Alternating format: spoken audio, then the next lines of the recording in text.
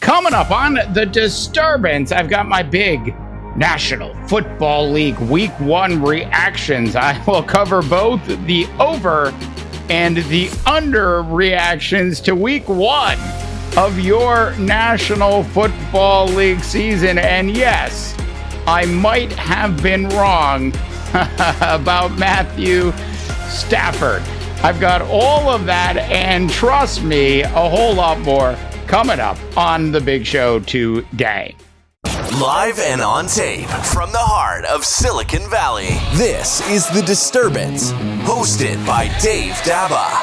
Now to the host, who can't stop ripping on players, coaches, and unbelievably bad front office management, Dave Dabbah. It is Monday, September 13th of the year 2021, and I am Dave Dabbah, and thanks so much for joining me on the Disturbance today.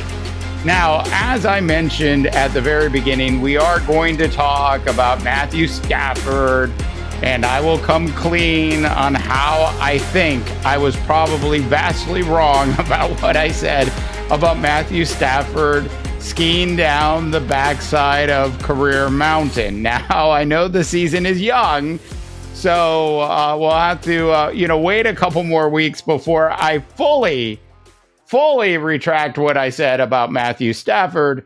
That being said, we will talk about that in just a little bit. But what a week of National Football League week number 1 games. And I have to say, there was a lot that flat out surprised me from the first week of this season.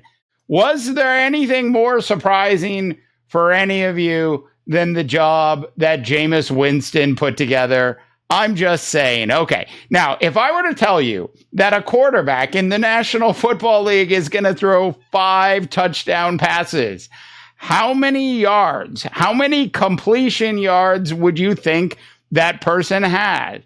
Now, look, I know everybody out there would say the minimum number would be 300 yards passing if you're going to throw 5 touchdowns. The reality is 5 touchdowns should be north of 400 yards passing, but not good old Jameis Winston, who was playing for the New Orleans Saints in Jacksonville at that home game against the Green Bay Packers, and the whiny one, which should be the new nickname for Aaron Rodgers. I have to say this about Aaron Rodgers. Aaron Rodgers, that sit-down interview with Aaron Andrews on Sunday. If you came away from that at all thinking positive things about Aaron Rodgers as a starting quarterback in the National Football League this year, then, my friends, you were completely not watching the same interview that the rest of us watched. Did you see Aaron Rodgers' lackluster performance in the first game against the New Orleans Saints? And I think the answer is it was absolutely horrific by Aaron Rodgers. So Jameis Winston, back to Jameis Winston, famous Jameis Winston. If you say, okay, like, how many yards did famous Jameis Winston actually throw for? And here is the actual number from the game as I pulled this up. 148 passing yards is the number that Jameis Winston actually threw for in that game. Just 148 yards. And guess what? If you were wondering, well, how many picks did 30-30 Jameis Winston have? And the answer was 0. Look, you have to give it to Sean Payton and the coaching staff of the New Orleans Saints. Just think about it. Displaced on the road, playing in Jacksonville, playing against the league's MVP and Aaron Rodgers, and just flat out shafting them 38-3. That was the most surprising thing I saw all weekend in week 1 of your National Football League. And it would be, and I just want you to know this would be a flat out overreaction if I started talking about Jameis Winston and the Pro Bowl and the Saints going all the way to the Super Bowl. That, my friends, would be an absolute overreaction. It would be an overreaction if I also talked about Aaron Rodgers and the Green Bay Packers and how after just week one that I thought they were completely done for the season and that they weren't going to be able to turn things around. That would be an overreaction. Look, the Packers at 0-1 are tied for first place in the NFC Central because the Vikings lost to the Cincinnati Bengals. So you had that happen. And then you had the Detroit Lions losing to the San Francisco 49ers and the Chicago Bears getting just flat out beat by Matthew Stafford and the Los Angeles Rams. We will talk about that game in just a little bit. As for the Detroit Lions, I said this last week, and I'll say it again. Dan Campbell is a good football coach. I know that. You know that. We all know that Dan Campbell is a good football coach. And you could see it just by how the team responded to what happened to the Detroit Lions in that game. Look, the Detroit Lions did what I said they were going to do. They stayed closer in this game, at least at the end of the game, than anybody else thought it was going to be. Look, this Lions team showed a lot of heart by coming back against, let's face it, probably one of the best teams in the NFC Central at this point in the NFC West, or actually in the NFC as a whole, in the San Francisco 49ers. And by the way, Mostert, their starting running back, is injured and out. Look, this Detroit Lions football team, I'm just going to say this just one more time. This Detroit Lions football team showed a tremendous amount of heart in their loss, their 41-33 loss to the San Francisco 49ers. They did not just give up. And you really have to give it to this Detroit Lions team and Dan Campbell and the rest of that coaching staff. They were the best NFC Central team, NFC North team after just 1 week of your National Football League season. A couple other things from around the National Football League that absolutely stood out and do deserve and do need to be mentioned before we get into my admission about Matthew Stafford and to some extent Sean McVay. First thing, it is not a overreaction to ask the question, will the Atlanta Falcons actually win a football game this year? Because if you are going to look that poorly put together in week one of the National Football League season at home, not score a single touchdown, with arguably one of the better quarterbacks in the National Football League in Matt Ryan. I'm not saying he's a Hall of Famer. He's in that category below Hall of Fame quarterbacks. He's still an absolutely fantastic quarterback. So would Matt Ryan be the guy that you would expect with a new coaching staff, sort of, nearing the end of his career, to actually just get flat out shut out by a team that is in absolute disarray in the Philadelphia Eagles? 32-6 was the final there. And it is a underreaction, I think, to talk about Jalen Hurts and to talk down Jalen Hurts at this point. I think we need to react to the way Jalen Hurts played. He played like a second-year quarterback in the National Football League. Jalen Hurts. And this was something that I got completely wrong. I was giving him a hard time about his little stomach ache and not being able to play in the preseason games and all those things.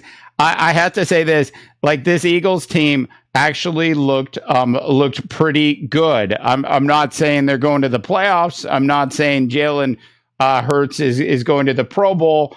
I'm not saying any of that, but 27 for 35, 264 yards, no picks, and 3 touchdowns. This was an impressive performance, regardless of who you're playing, which is the point I would make about this Philadelphia Eagles team and about the Atlanta Falcons.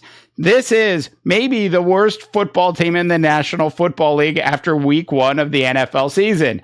6 points, 2 field goals is all Atlanta could muster up in week 1 of the National Football League season. There's one word for that, and that is disgrace. Matt Ryan and the Atlanta Hawks.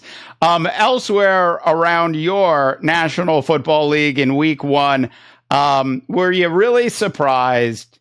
I got to ask, were you really surprised to see the Steelers, coached by one of the best coaches in the last 10 years in the National Football League, in Mike Tomlin? Were you really surprised to see Mike Tomlin and the Pittsburgh Steelers go into Buffalo and beat the Buffalo Bills? No, you should not have been too surprised by that at all. And they barely even got the running game going in that game, 23-16. What it came down to, and it's simple, what this game came down to, because this was a football game into the fourth quarter. This was a better job of coaching by Mike Tomlin and his coaching staff. And that, quite frankly, was the difference in this game. Plus, I could sit here and spend all this time talking about the Buffalo Bills and how they have no running game and how that's going to hurt them in the long run. And there's going to be some issues with that down the road. All of that is true, but it's not like the Pittsburgh Steelers did a great job running the ball either.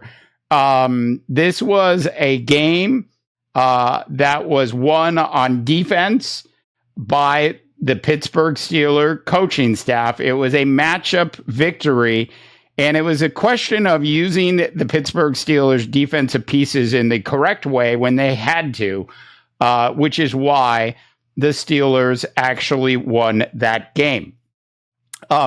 And I think before we talk about Matthew Stafford, just a couple other quick notes from around the National Football League. Look, Russell Wilson looked great. 28-16. I've been saying this about the Indianapolis Colts all off season. They are not as good as they think they are. They are not as good as everybody in the media thinks they are. This Indianapolis Colts team will be hard-pressed to finish above 500 this year. I've said it before. I'll say it again. And I'll probably have the opportunity to say it 16 more times this season. Look, they're going to get some wins here and there. Carson Wentz is going to look okay here and there. But they are a 500 club. That is who that team is. And when you watch Kyler Murray, and I've had this thing about Kyler Murray over the first couple of years of his career, and I thought, well, does he really look like a leader? Does he really look like a guy who's going to go in and is going to actually lead his team to something big, a title? I mean, look, they're in the hardest division in football. Do you really think they're going to win the division this year with the San Francisco 49ers, the Rams, and the Seahawks, who we haven't even talked about yet? And so the answer is, it's an uphill battle. I don't care how nice their head coach's house is in Arizona. It's an uphill battle, but there is so much talent on this team on both sides of the ball. I have to say, this Arizona Cardinal organization as a whole has done a very, very, very, they get an extra very nice job in putting this team together. And watching Kyler Murray play, I mean, we've all talked about his video game motions and how he's like, it's like playing Madden football. It's like watching a live version of Madden football with Kyler Murray. That was no different in this Tennessee Titan game. He just flat out destroyed the Titans just on his own. And what was different is that he actually looks like a leader this year, as opposed to his first couple years in the National Football League. I don't know, man. Arizona's going to have a shot at this. That's all I have to say about that. A couple other quick notes. Look, the Chargers did not look that good despite their win. The Jets played pretty much the way Vegas thought the Jets would play. They lost by 5 to Carolina. Sam Darnold looked okay. Look, I think like if Teddy Bridgewater had a healthy Christian McCaffrey last year, then it would have been simple. It would have been easy. Like, they would have never made the Sam Darnold trade. They would have never done any of that. Sam Darnold would be in Washington. He'd be someplace else other than Carolina at this point.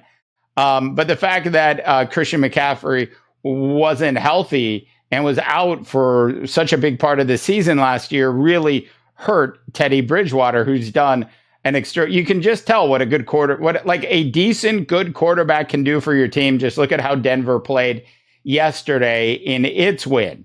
But like, do you watch? I mean, like, it is so much fun. I have to say this. I'm so sorry.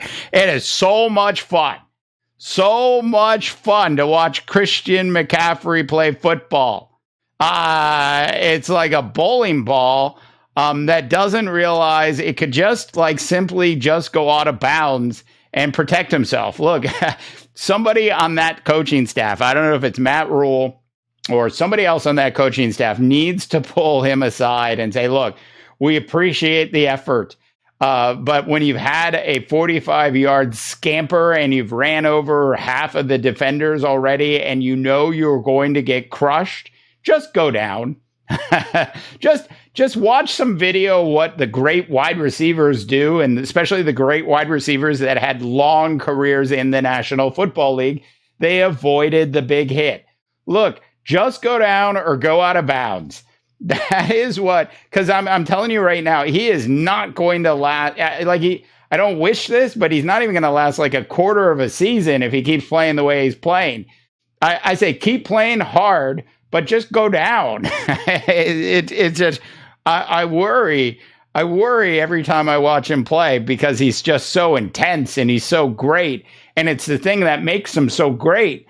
But it's that thing that makes him so great that also makes it difficult to believe that he's going to survive a whole season, let alone a quarter of a season in the National Football League.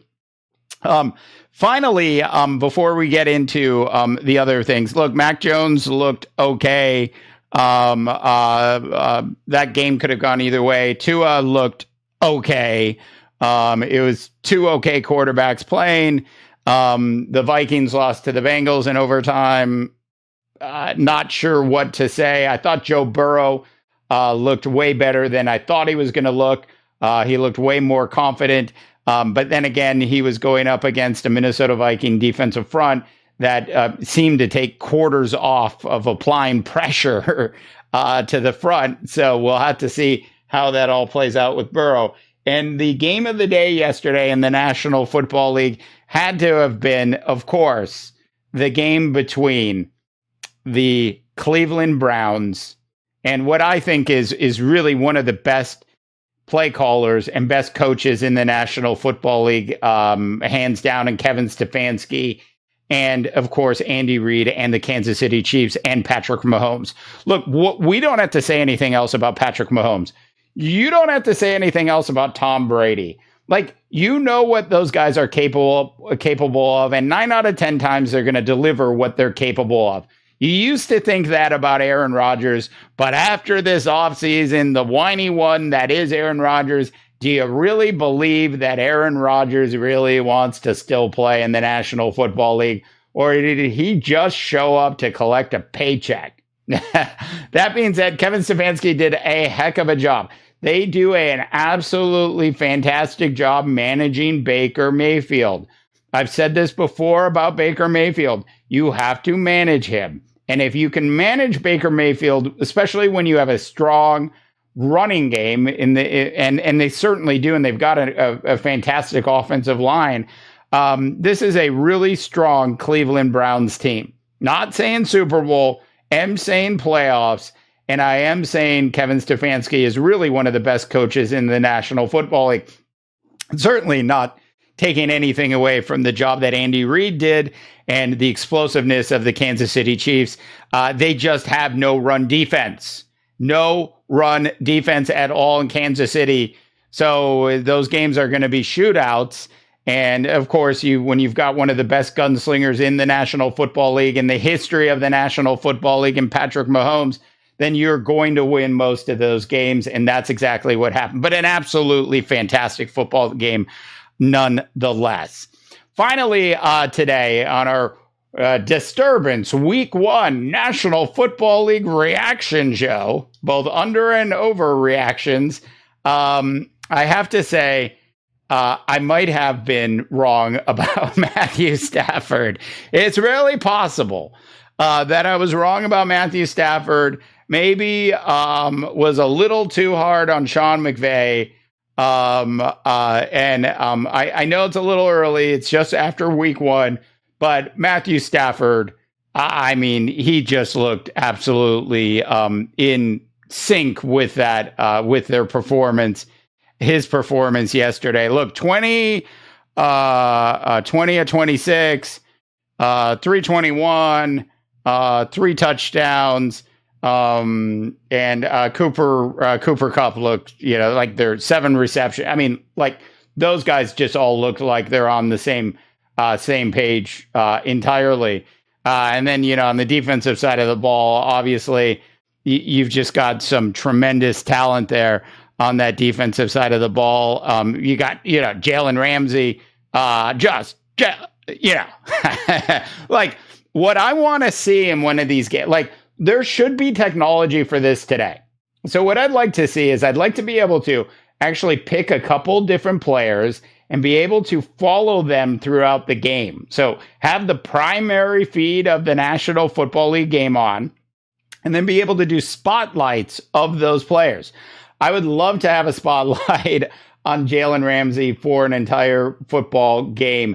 It would be awesome to watch. He was everywhere in that game. Look, we can talk about the fantastic defensive line, Aaron Donald, and all the other pieces that this team has. I still feel like there's some depth issues in certain key positions on this team as well. But I have to say, Matthew Stafford looked like he was in absolute, complete control of that Rams offense. And, even when things were still a little closer than they would have liked, he still looked like a guy that knew he was, driving, a fancy sports car as opposed to an old Ford truck, which is exactly what he was been doing. I mean, it was like, some years he had a Ford truck. Some years he had a 1985 Ford Taurus. I'm just saying, like that Detroit Lions team didn't always give him the best piece of machinery, did they? So it will be fun to watch Matthew Stafford. I hope I continue to eat pie on this one because it was just so much fun to watch him. On the other side of the ball, I don't understand at all. What the Chicago Bears are thinking with Andy Dalton. Like, I just don't get it. Just go ahead and make the move already to Justin Fields. Do it before it's too late. Matt Nagy, I've come out in support of you. You were 28-20. You're now 28-21.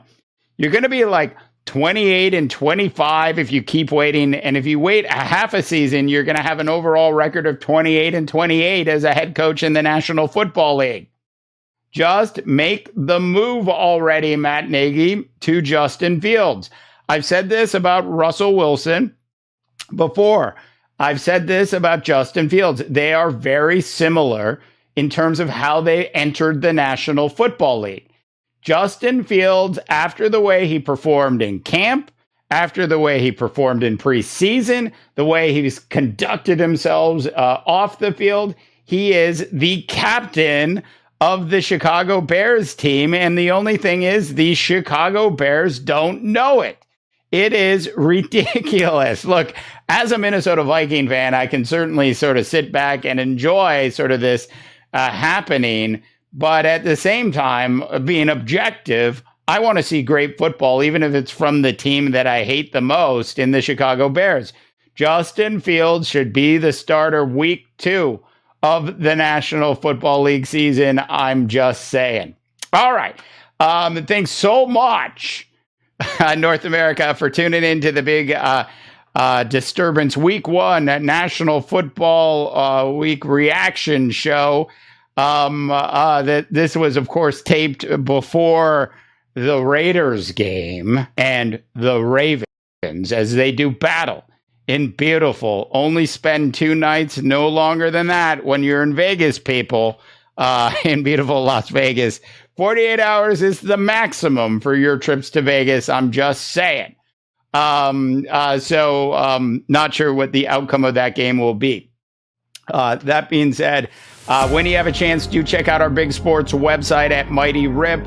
The Disturbance is now available at disturbance.live. So check us out there. And coming up a little later in the week, Brad Hoysef will be joining me for week 2 of your National Football League top 10 games worth spending some money on in our Gods of Odds series.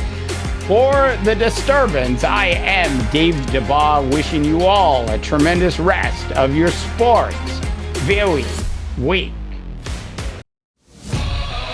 The Disturbance is a production of the Mighty.rip Podcast Network. For more witty, 100% independent sports coverage, check out our big website at Mighty.rip. Okay, go ahead and kill the music now.